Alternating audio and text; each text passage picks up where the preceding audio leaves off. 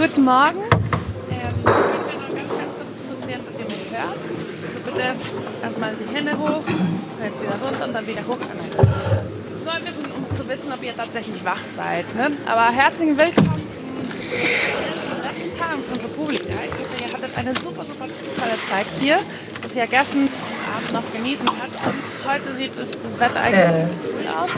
Also danach ein bisschen schwimmen wird es auch nicht so schlimm sein.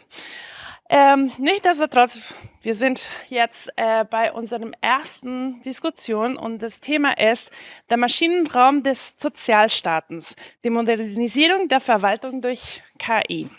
Und dafür haben wir unsere Moderatoren Mats Pankow, haben wir Staatssekretärin Lilian Tschan, Matthias Spielkamp und Leiterin Bundesintelligenz. So, Lilian Tschan, Matthias Spielkamp and Martina Hofmann. Thank you so much and we'll see you.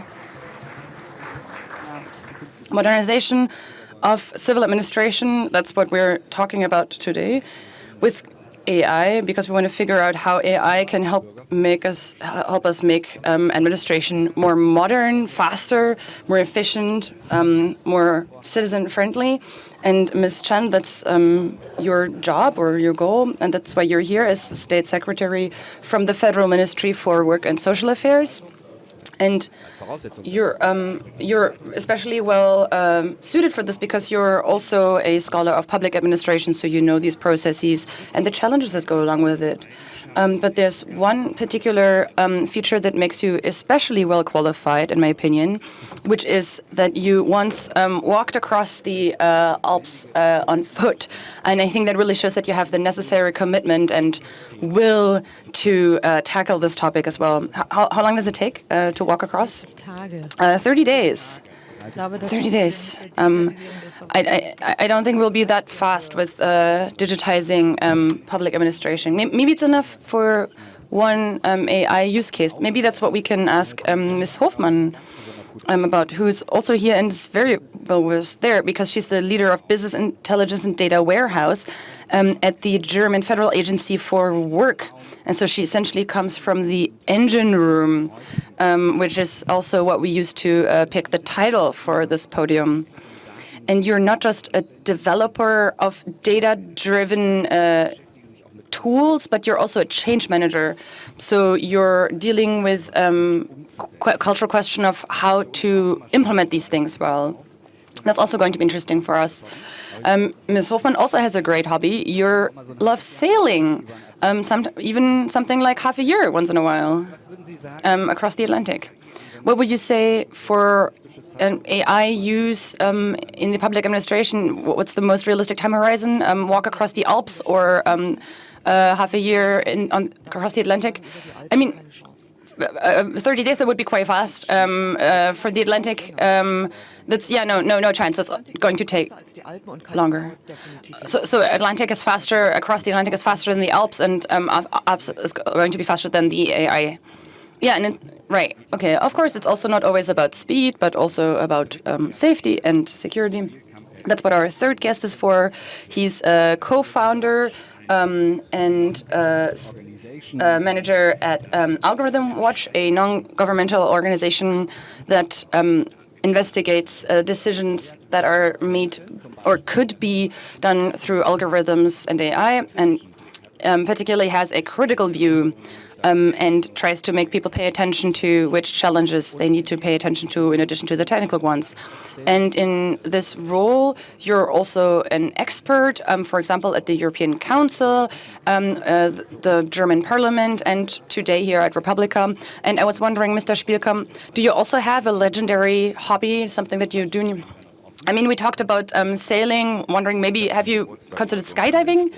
I mean, I once did like a tandem jump that I got. I once got a tandem jump for a birthday, but I never did that. But I did walk across the Alps, and I've also been on a sailing boat once, but it didn't really convince me.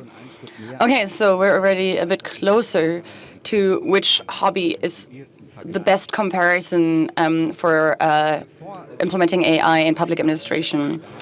Before starting this conversation, you can and should ask questions. Please comment And so we don't have this challenge with the microphone, and so people can participate if they don't really want to necessarily say their question in front of a large group. This was we use for that. We're going to use Slido, so there should be a QR code here. Yeah, so you can scan this. And you can ask your questions online, and they'll reach me here up on the podium on my iPad, and then I'll ask them for you in the second half of this panel, because we want to be as user-friendly as possible, digitalization as a service. That's our attempt at implementing that here on a small scale, what our large goal is overall. Making things easier. Making things easier, Ms. Tschan, that's something that you know from the free market. Maybe you just want to buy something very quickly. For example, when you're shopping, you just have to say, oh, I want to get this. And for example, your phone contract automatically changes and adjusts to my usage behavior. And if I just need to put my address somewhere, I can do that with 2 clicks. That's very forward-looking, very user-oriented. In public administration, that's often a bit more difficult. As a young father, I'm often dealing with many different agencies, filling out various forms, and I often feel like I have to fill out the field for address 5 times, and I wonder, well, it seems maybe sometimes you can find other solutions to simplify this process. That's also what you've made your goal, and you've already, you immediately said, oh, we need AI for this. This is a big task. How is that supposed to work? That's a very good question. For starters, I really think that AI has an enormous potential for making public administration and these processes faster and better for citizens. We've already done quite a few things, but of course, there's still room for improvement. And AI tools, that's what we want to use for that purpose. But of course, it's also a big challenge because we are talking about extremely sensitive data here, and it's a massive responsibility to implement a technology like that in public administration. And so at the Federal Ministry of Work and Social Affairs, we've used our internal think tank and our AI observatory. We've decided that we want to work with the agencies that are kind of part of our sector, such as the Agency for Work, but also the German Retirement Agency, and many other agencies. We want to cooperate with them to develop a catalog of values to use as the basis for deciding which AI tools we can use in public administration and offer to citizens without discrimination, without any barriers for people who are disabled. Okay, but there's already quite a bit that we can talk about for the remainder of the panel. So just as a basic question, how does it help citizens if you use AI? I don't think I've fully understood this. Does it look like an Amazon algorithm? I mean, what this is going to look like at the end is, we'll see, right?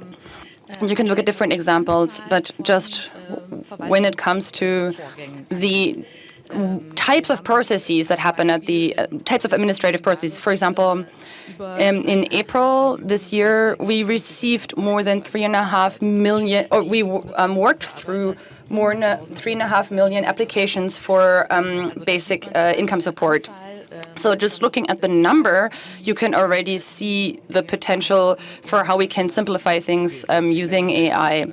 Okay, so it's supposed to be faster, more citizen-friendly. That sounds great. Ms. Hofmann, you know these things from practice and from implementation. So sometimes I wonder, do we need this big word AI? But isn't maybe sometimes a slightly better application form already enough? Probably both. I definitely don't think that we just make public administration better wholesale just by adding AI, right? We deal with a lot of paperwork and documents and all these applications and attachments that are needed, that need to be included. And that's something that you can use machine learning for really well, so you don't need to do those things manually. And I would love that. I mean, I would also love it if we could use the Amazon algorithm and could give people more individualized pieces of information. Obviously, the question is, do we really need AI for that? For example, we have this Amazon algorithm. We've tried that. about what have other people with my job done. And then in the end, we had a very basic set of rules that we published that kind of answered this question of what have people done with my job. And we kind of just dismissed this question of whether we should really use this Amazon algorithm for that, because we really want to go for the simplest thing possible. And of course, it's real fun to develop these things. I really love that. But first and foremost, we need to ask ourselves, does this process still work? If we want to automate processes that are 25 years old and where we've managed to move from paper to PDF, and now we want to just edit this PDF with AI, that's probably not the right way. Oh, can you just describe that? You said it could also be simpler. You said you developed this algorithm, and so there's this section where someone might explain to a client what their other job options might be. So that happened in person, and so then you realize the algorithm didn't offer any added value. Is that right? Okay. Okay. So for the counseling approach, it could be easier. That whole thing, that means that we don't necessarily need to do this with a very complicated algorithm, but we can also do it with a very simple data analysis, right? So we initially analyzed this with AI and looked at what information is contained in there, and people who know business very well, and they said, if this is the type of information that you want to get out of it, then we can do this with a much simpler approach. So, okay, so it's still an automated data analysis, but not like AI. Yeah, it's exactly, it's not deep learning. And the other thing, we analyze study certifications in an automated way. And so the question is, why do we do this? So when we analyze these in an automated way, shouldn't we start somewhere else? Shouldn't we just change the system much more systematically so that you don't need these certifications anymore? Of course, there's so many options, so many things that might need to be changed, and really getting in there, that's what's hard. Okay, so there's already first use cases.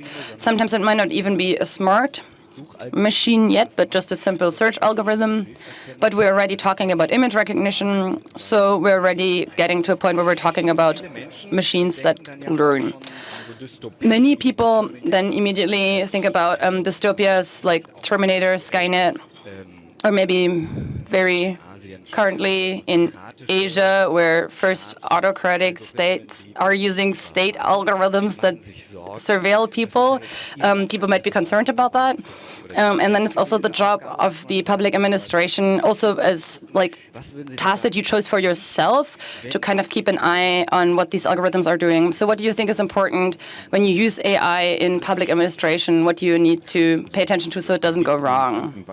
Okay, so there's a whole shopping list of things you ought to be paying attention to. But for starters, I would like to say, just as you said, as the founder of a watchdog organization like me, I'm a professional critic. I always have to say, it's very difficult and dangerous.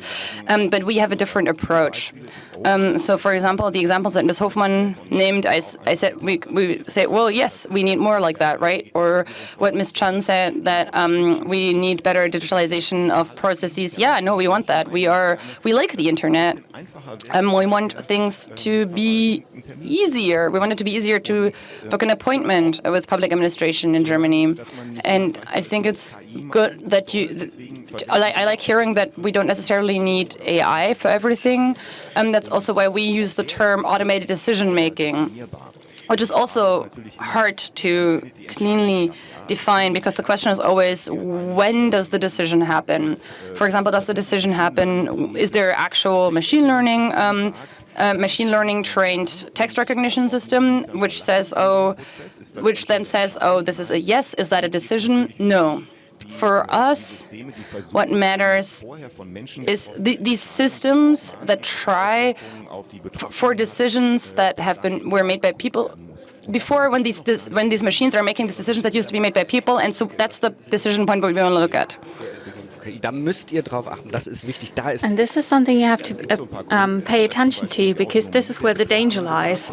Dass also nicht zum Beispiel eine Maschine maßgebliche Entscheidungen. You have to pay attention that machines don't do decisive decisions, that people don't become objects of those decision-making algorithms. People always need to be in the know. They need transparency about what is happening and how it's happening, and they need to be able to give or refuse consent. And this is where we're in a good position in Germany so far, but I would like to bring that point into the discussion. So it needn't always be like in the autocratic states. There's a system. There's been a system for child support services, and many people were badly affected by that, and government had to step in because the system was so badly implemented. Yeah, that shouldn't be in our interest, that people have to step down and that people are badly treated by algorithms. So we paid close attention to what Mr. Spielkamp said, and we will order that top down for everything that follows. Well, I'm a public administration scientist, so I know that it doesn't work that way, but this is exactly what we found at the network for, that public authorities can take part in. So those are the people that know exactly what you need in order to implement processes like that, that know all of the steps, and that know where citizens come and file their applications.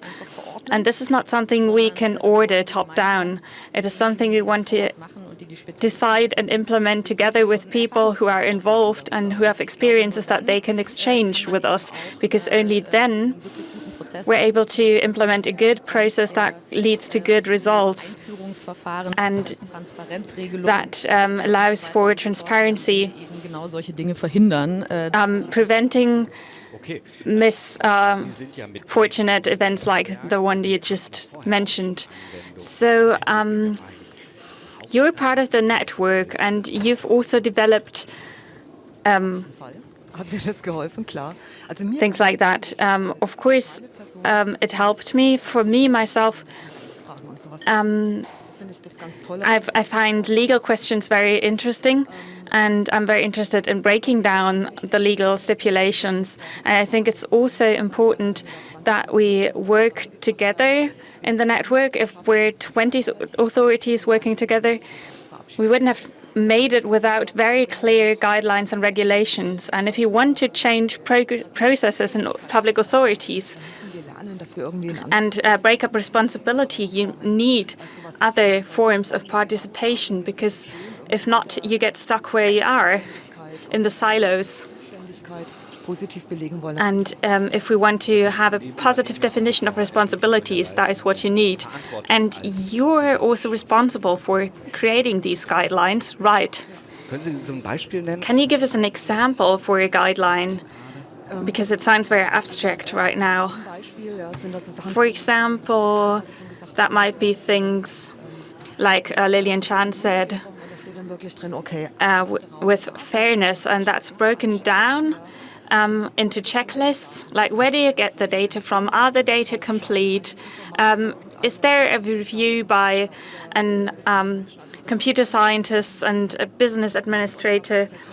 So it's really broken up into processes. So, Mr. Spielkamp, you should be happy right now. There's participative processes, many people involved, and there's concrete checklists and guidelines.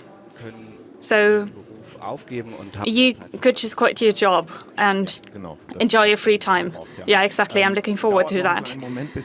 It'll take a moment until we get there. We're really happy to hear about these guidelines and that they're being developed, and that the reflection process is promoted. This is it's very good to see.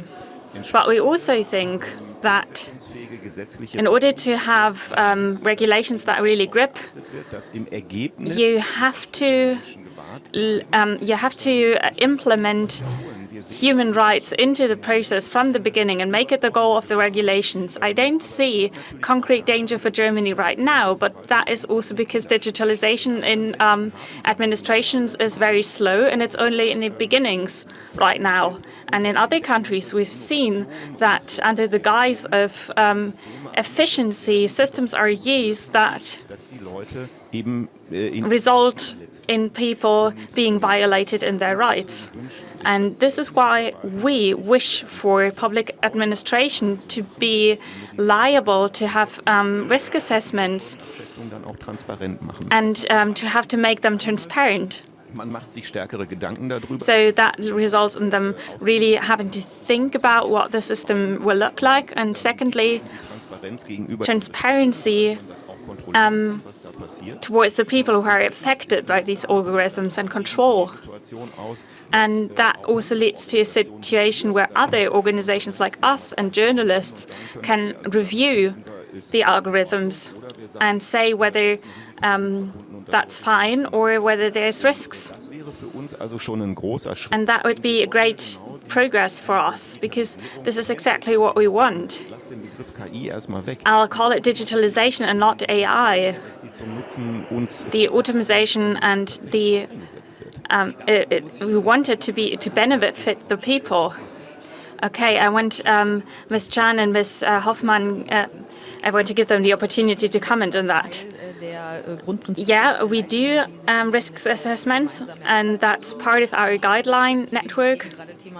And I just wanted to add, of course, we will have legal stipulations and regulations. The EU Commission just made a proposal on a regulation across Europe with a risk-based approach. That means you look at the areas where AI is used and you look at the risks.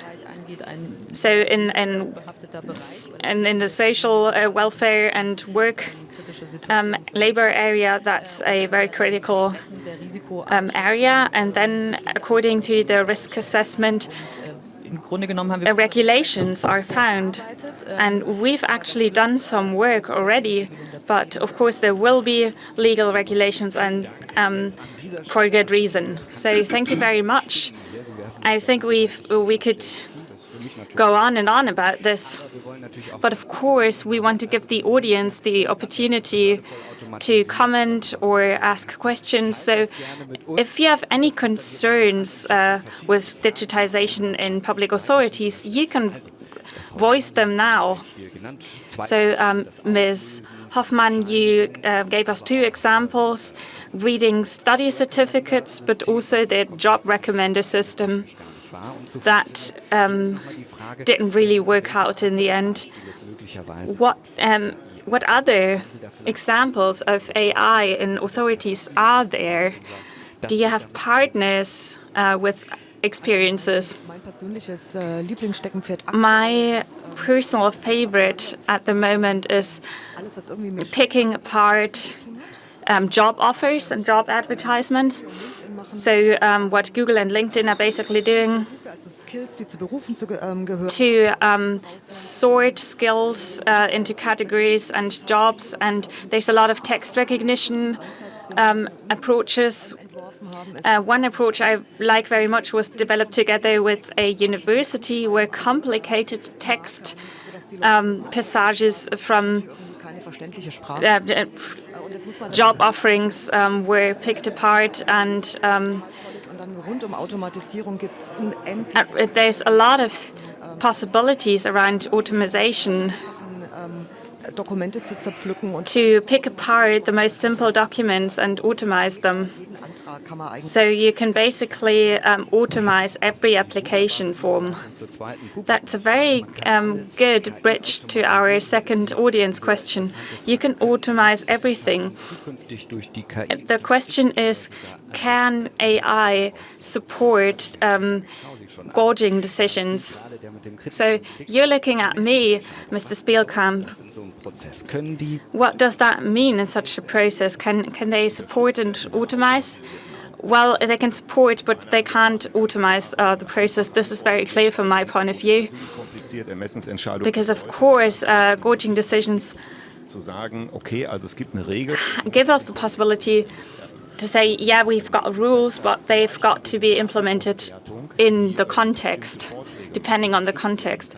So, of course, AI could give us suggestions. That's conceivable. That's already done outside of public administration for creditworthiness checks, where people have to decide whether people can get loans, for example. This can be supported by AI, but at the moment of the decision, there's clear boundaries. Under a score of 96.5, there's no credit. That doesn't give people to make the opportunity to make individual decisions, and we think that this is something we need to look at. Public authorities, the government, NGOs, because this is the decisive factor, and if there's something that goes wrong, then something is taken away from people, and then we have a problematic process, and this is what where we can never go. So you were all nodding, so this is something you have in mind, and that's implemented in the process. So I'll bring in some other questions from the audience. It's not only about the technical perspective, but also what external providers do you use, and do you maybe make yourself dependent on, so that you're not only dependent on deliveries, but also you lose transparency. Do you have insight into that, and how do you avoid dependencies from external providers? Well, I don't think buying external applications or taking consultation should be out of the question, but the actual job should be done by the authority themselves and not by any consultants or providers. So the mandate remains with the state, all right. Now, we have to make a small break before the next panel, because we need to switch around some chairs. But after the panel, you can talk to our panelists. For example, next to the Spacey ZDF spaceship, I would like to make a small final round. We've talked a lot about what we can do, but we haven't really talked about the goal perspective, like what would a state we want to live in look like? So I'd be interested in those perspectives. What would a smart state in 2032 look like for you? In 2 sentences, Ms. Hofmann. Well, the first sentence would be, we needn't be talking about a smart state in 2032.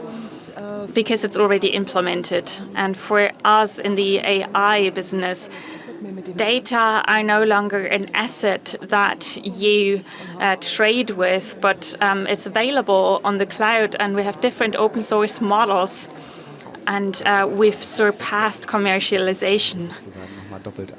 Okay, that also reflects the opinions of the audience. Mr. Spielkamp, your perspective 2032. Well, I think public administration will continue to do what it's doing. So it's serving the people.